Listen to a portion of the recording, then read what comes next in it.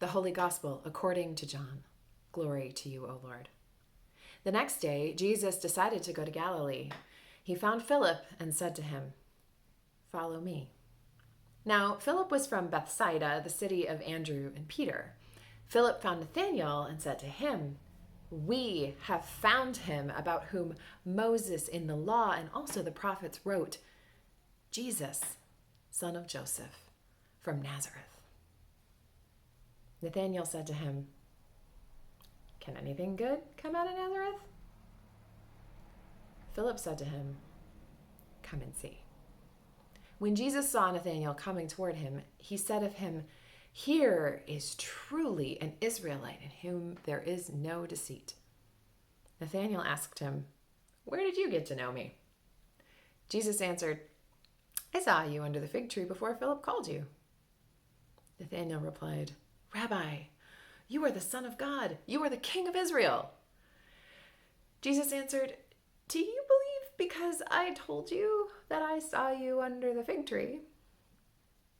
You will see greater things than these." And he said to him, "Very truly, I tell you, you will see heaven opened and the angels of God ascending and descending upon the Son of Man." The Gospel of the Lord. Praise to you, O Christ. For those of you who don't know, I am also a violin teacher. For me, the most rewarding part of teaching is showing a student that they are capable of doing things that they never thought were possible. Over the years, I have taught an awful lot of students who had previously been written off by their parents or society.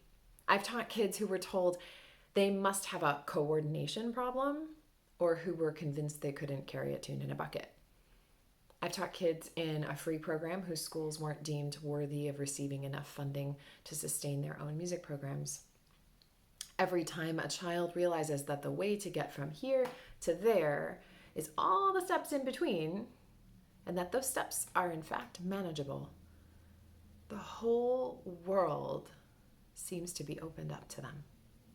Once they realize they can do hard things, math and English no longer seem impossible either.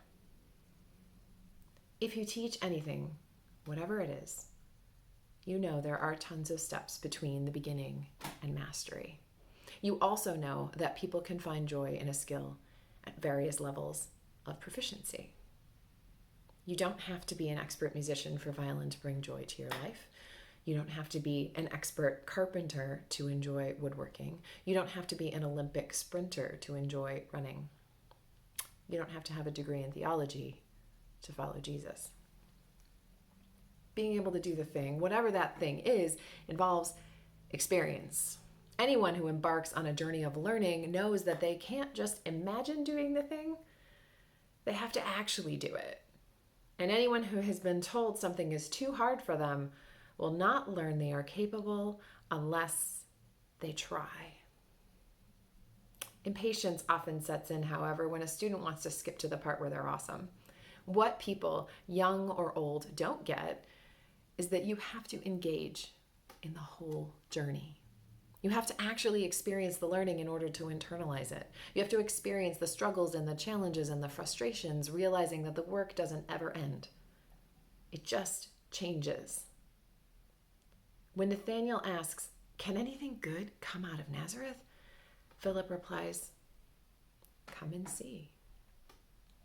Nathanael is wondering at this moment whether it's even worth attempting the journey. Apparently, Nazareth is somewhere not even worth visiting, full of people who are just not worth his time. Philip replies that in order to know whether the journey is worth it, he actually has to take those first steps to trust that it is going to be worth his time. Come and see. Nathanael will only know through experience. Can anything good come out of attempting to learn to play a difficult instrument? Why even bother when you can listen to recordings of experts? Come and see. Can anything good come out of studying the stars? Why bother when we've got so many problems here on Earth? Come and see. Can anything good come out of fighting for justice? What's the point when change only ever seems so small and incremental? Come and see. Can anything good come out of being part of a faith community? Can anything good come out of following Jesus? Come and see. And when Nathanael does get to Jesus, perhaps by virtue of having taken those first steps, he expects to jump right to the end. He proclaims his knowledge of the nature of Jesus, perhaps wanting to immediately assume the role of trusted friend and disciple. He wants to skip to the great part without going through the bother of experience. But Jesus replies, discipleship isn't just about those exhilarating moments when you know that God is with you. Discipleship isn't about reading signs and having all the right answers.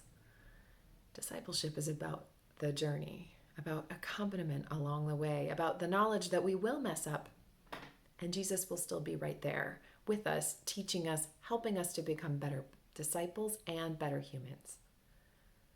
You will see greater things than these.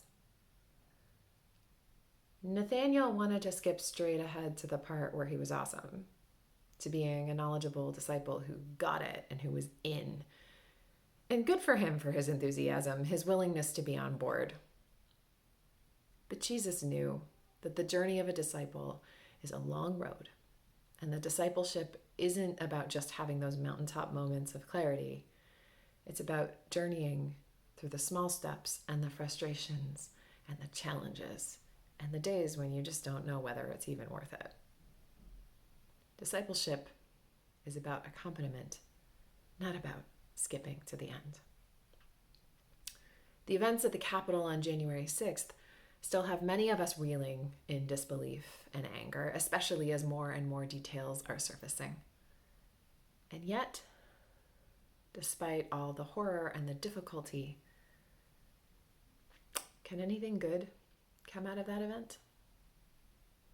Can God make good come out of evil? Is Jesus walking with us in this time? Come and see.